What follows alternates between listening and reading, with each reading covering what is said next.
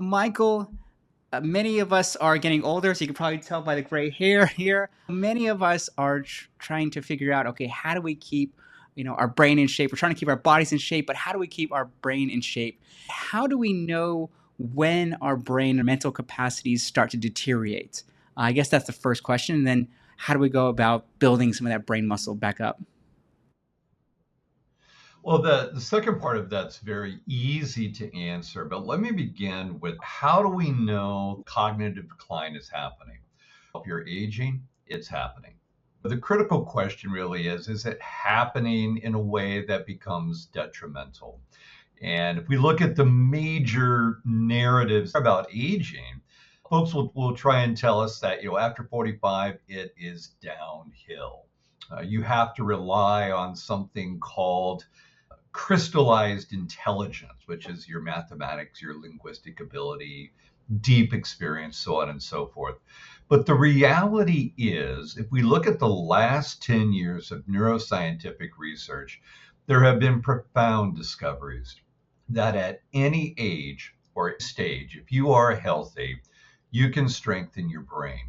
And with age, our brain will get stronger in different ways as things such as memory start to decline.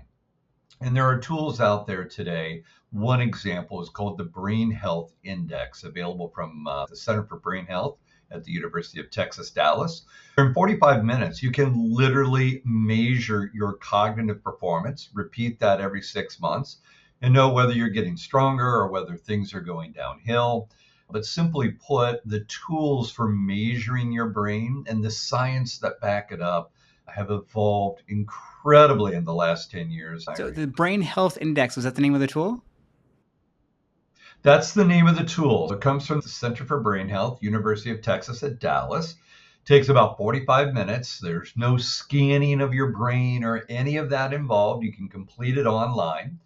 This is what I call a hard science backed tool for measuring Okay, brain so health. assuming someone takes the test of the tool and they realize that their cognitive abilities are starting to decline month on month or year on year, what are some of the ways they can alleviate that or, I guess, reduce some of the decline?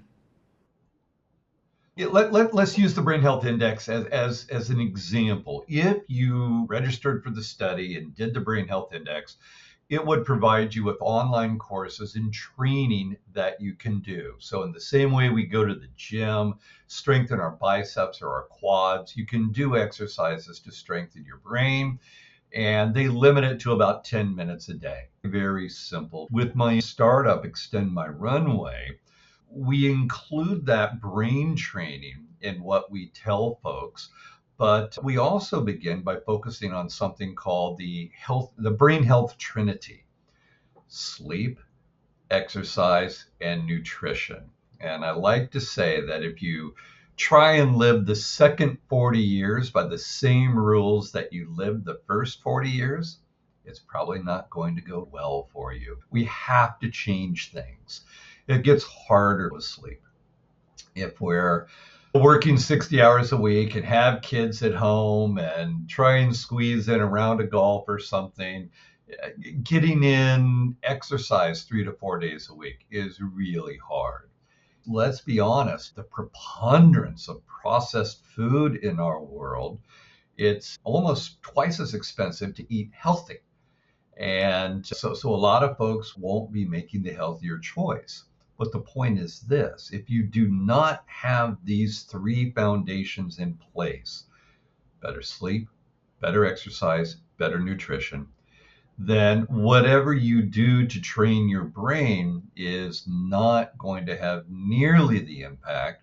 Those foundational issues simply are not in place. So we look at it a little bit broader with our work here in Singapore. So it's interesting. Let's break down each one and get your advice on it. Because I think one thing that I struggle with, and I think many executives struggle with, is sleep. I think getting the quality of sleep. I notice I wake up at random hours of the night now, or I wake up earlier than I used to. And Oh so yeah, yeah. the quality of sleep I realize is getting probably worse than it was, obviously, previous back. So, that's something that cuts across, many people here in Singapore. So is there any advice? Because if that does have an impact on the brain, Any advice in terms of how to sleep better? I guess many of the people would be asking. It's a massive impact on the brain. And yes, there is advice. The neuroplasticity, the cognitive functions don't work adequately without enough sleep. And as we hit middle age and as we get older, it's very, very common for sleep to become harder for us. And I'm going to say something, the brutal truth. When we were younger, it probably was non-negotiable that we're going out on Friday night or Saturday night, right? It's we worked all week, we're going to see our friends, we want to have fun, we've deserved it. Until we make the same firm conviction as adults, most adulthood probably doesn't begin till after 40.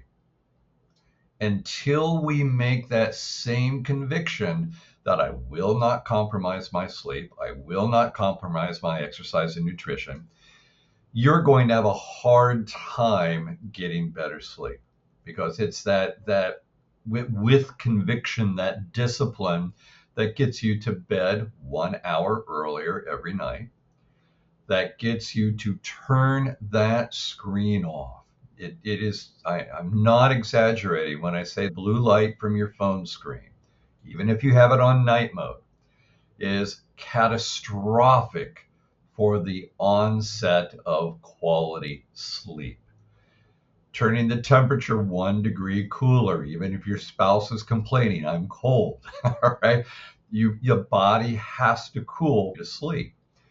And then beyond that experiment, I have bought one of those mega manta sleep masks that has the speakers in the air, so I can listen to ocean sounds, nature, a mantra, or a Law and Order rerun I've heard 20 times. But I'm not thinking about work. I'm not distracted by anybody else's light. I'm not distracted by noises outside my window. And I've got to be honest, this has added a solid half an hour of sleep to my night every night just by going to that mask. And then, of course, I've picked up additional hours by going earlier, by not bringing the phone to bed, et cetera, et cetera. But you've got to get those foundations in place, because if you're laying there looking at TikTok or thinking about work, or forming your to-do list for tomorrow, or trying to clear emails before you fall asleep, chances are you'll be up at 3 in the morning. Yeah, I can relate to what you're saying as an entrepreneur. It's hard to turn the Yes. brain off. I always tell people, take a break, things like that. But, easier said than done. We're constantly thinking about what's next, new ideas that pops up. And so, yeah, I find my brain, even my dreams recently, I've been working on a project that I found my dreams problem solving work. So, yes, easier said than done for many of us. That's where I come back to my starting point. Until you decide for yourself, this is changing, this is my new priority, it's going to be very hard to implement any of these ideas with consistency. Absolutely. And the other thing you mentioned, obviously, is exercise. I think many of us know we need to do exercise. I didn't start, I mean, I'm guilty of it. I didn't start doing it till more recently after I had like a knee injury and I had to go to like rehab. And then basically the physical therapist is like, you have to do this. Otherwise, you're going to be back there in another year or so. So one thing he told me, and this is maybe for just the physical body in terms of muscles, is as you get older, strength training is really important. So doing like, whether it's body weights or even weights at the gym, that's probably going to be more important than say the cardio. Cardio is still important, but as your muscle deteriorate as you get older, he says this is the core thing you need to focus on. So obviously that's for the physical. I'm Yes. wondering if the same applies to the brain, or can we still get away with the endorphins from like running and jogging, or maybe playing sports or chasing my son around? That's a workout for me. You have to have both. Cardio is particularly good for the brain health. There are strong studies also linking resistance training to brain health. But the cardio is particularly good for brain health because it's increasing the blood flow to the brain, which is considered a key marker of brain health. In terms of longevity, our bodies are not I'm 58. I'm not my dad at 58. All right. I am younger than that. The physical resistance training is incredibly important to that longevity. And reasons include that you have the loss of muscle mass, which is a key part of aging. You'll have a decline in mobility. But perhaps the strongest argument is that once you have an accident, recovery is formidable. If you fall, break a leg, and you're laid up for months and you're already weak, getting back from that is so absolutely difficult. So what we want to do is protect strength, muscle mass, mobility, and flexibility so we don't fall in the first place. It feels odd to talk about falling at 58, but I was shocked at the data. You could be in your mid 60s, have a fall, and never get back to what you were. Aging at that point sets in Wow. very rapidly. Okay. I think it's good advice for the younger folks who are listening to start building that muscle and those skills earlier than later. Oh, I wish I would have started in my mid 30s because we have rapid aging in the first half of the 40s and we begin around 60. I'm aiming for a baby triathlon, swim 800 meters, cycle 20, and run 4, but really modest. I started in my late 40s. Is it hard to build up endurance again? Yes, you cannot start early enough. Build these habits into your children, to be frank. Yes, this is something that's getting more and more difficult because obviously, for maybe both of us grew up without the internet. So obviously, you're out running around, you're playing sports, you're riding bikes, you're by default more active. My kids spend a lot of time studying at school. I have to force them to go out and play at the jungle gym or the sandpit, whatever it is. So it's yeah, you kind of have to build that in. Otherwise, they'll happily sit in around and spend all day on the iPad, which I don't allow them, but they would be more than happy to do that.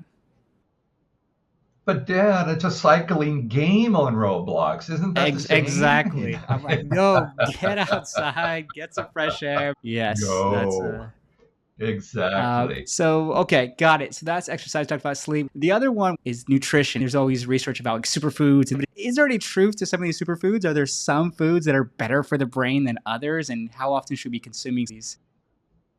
Think about nutrition in terms of what you get rid of and what you add. Get rid of added sugar, get rid of processed foods. Not all processed foods are created equal. A good example will be some of these high fiber boxed cereals. If they haven't added sugar and flavors to it, can actually be remarkably healthy despite the fact that they are processed. But in general,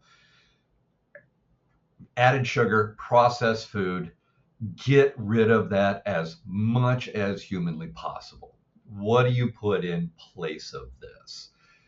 Cut your carbs in half. I don't think you have to get rid of carbs. The body requires them. Leafy greens, berries, nuts, almonds, pistachios, walnuts are incredibly healthy. In this household, you cannot get enough olive oil or garlic. These are very healthy things to add to your diet.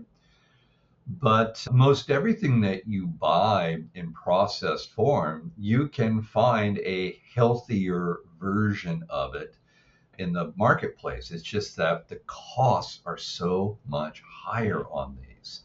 But if you make that choice, now all of a sudden you're fueling your body, you're fueling your brain, everything works better, the exercise becomes easier. When all of this is happening, sleep becomes easier. It becomes a virtuous spiral when you get those three things in place. And when they're in place, now all of the brain training or the learning and development that you invest in or the novel experiences that you pursue, all of these can have dramatically more impact on your brain health, high functioning brain performance. The reason this is so important is because our brain is the source of everything we do, that we experience, that we think, that we feel. And it's always been a black box. We could never see the brain. But now with fMRI technology and tools like the Brain Health Index, we know what's going on. If you sleep, exercise, eat well, everything's going to work better for longer. Yeah, one of the barriers is cost. In Singapore, it's not the cheapest place to live. But even in the gym, there's the high-end version actives and things like that. But there's also the government subsidized. So I don't know if it's available to all people or only if you have a Sing Pass, maybe only for PRs and Singaporeans. But the active SGs, the community center gyms, which are really nice. There's a couple downstairs from my house that I go to all the time. It's like $2 or $2.50 per session. So pretty reasonably priced. That's one. And then the other, which is getting less and less, is the wet markets. Wet markets provide, food or, vegetables and things like that at a lower price. So there are options available. You just have to go out there and find them. That's one, I think, for the folks, at least in Singapore, depending on your market, something to consider. Agreed. The same thing can be said for exercise. You don't have to run for an hour, but 10 rounds of high intensity jogging, 18 minutes, 3, 4 times a week, or walk for 25 minutes, 5, 6 days a week. This is not a massive commitment. One thing I've realized is consistency over a longer period, whether it's strength training or exercising or nutrition, taking baby steps, doing it a little bit every day. This is the same thing I tell my kids, even studying 15 minutes a day will help you over the long term. So it's almost like compound interest for body or brain over a longer period. Can I use that Yes, as please. a transition? Yes, when you talk about tiny steps, I'm a huge fan of BJ Fogg and tiny steps. This is what we're doing with my startup, Extend My Runway. Okay, think of Extend My Runway as a company that invites you to make small behavioral changes that yield big cognitive gains. How and what we apply it to are the critical part. How is exactly what you were talking about. So often we say you've got to be disciplined, you've got to have grit. Most human beings don't. As much as we admire David Goggins, we're not. Getting more information will change our behavior. More information does not. We think ramping up motivation changes our behavior. On average, it does not. Reminders on our smartwatch change behaviors. Guess what? It does not. For the average, if you're a high achievement orientation, probably so. But for 80% of the world, it does not change behavior in a sustainable way. And this is why people sign up for gyms on January 1 and stop by March 1. It's not sustainable. We want to make those behavioral changes sustainable. Tiny steps is one of the ways that you do it. All of the changes in my life have taken me several years to build up to, because I do a little bit at a time.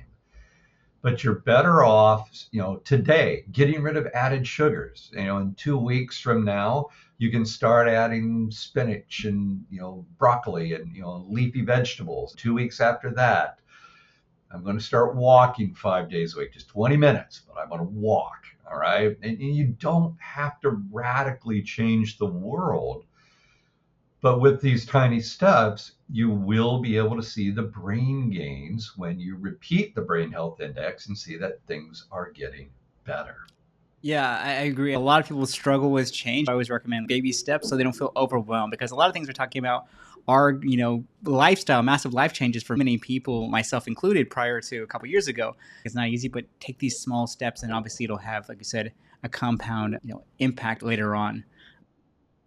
Yeah, the massive lifestyle change in a 2 to 3 year window rather than a 2 to 3 month window. And as you're taking these tiny steps, I just cannot say this strongly enough. Make it fun. Because if you're out there suffering, you're going to stop. Yes. Right? Find a buddy to go jog with. All right. Accountability partner who you'd have to cancel on. There are so what we also do at the company here then is behavioral design. So we're using behavioral science. We're using artificial intelligence to learn about you and know you. and it will spit out that behavioral science in the form of a nudge every day, saying, here's the one thing you can do, one thing that you can do to start making improvements, and just keep at it. And what'll happen is a couple years down the road, you'll look back in the rearview mirror and you'll go, how did I ever do it before? I feel better at 58 than I did at 48. I can run further at 58 than I did at 48. I'm sharper than I was. This is a marathon, not a sprint. You've got to work at it. And here's a really cool piece. Yep. What changes you're making now, 30s and 40s, will pay off in 70s and 80s. If you saw that on Netflix, Bill Gates, Bill's Mind, in this episode 1, they said, what are you most afraid of? And he thought about it and he says, losing my mind. What you do now is the answer to Bill's fear. This is how you hit the pause button on cognitive decline and push it out further. Yeah, I think that honestly, that's one of my biggest fears as well too, because you have family members who have Alzheimer's or dementia, which is quite a common situation nowadays. Yeah. And so you're wondering, is this something that's going to happen to me? And also, those who work in the knowledge space. So obviously in education, our brain is how we make our income. And so if the brain does quickly deteriorate where you can't sufficiently do your job, then that obviously has a major impact on the entire family in general. So yeah, I couldn't, obviously I'm not in the same realm as Bill. I don't have that intellect, but I can relate to the same fears he's going through. I'm with you. And this is, I'm not doing what I do because I want to run a baby triathlon. Not at all. I have younger children. I started my family later in life. I want to see them get married. I want to play with my grandchildren. I want to be like my dad, who's 88 years old and driving a brand new V8 Mustang. This is what I want to do, and it's not going to happen if I am chronically stressed, chronically sleep deprived, overweight, fat inside my body where it should not be. I'm going to die young if that is the case, and I don't want it. Absolutely. So, Michael, thank you so much for coming on the show. I really, really appreciate you sharing all your insights. I've learned a lot as well, too, so thank you so much. And for everyone watching and listening, feel free to share this. You don't have to be over 45. You can be under 45 in your 30s, 20s. Once again, the key is to start early. So thank you guys so much for listening and watching today's episode, and we'll see you in the next one.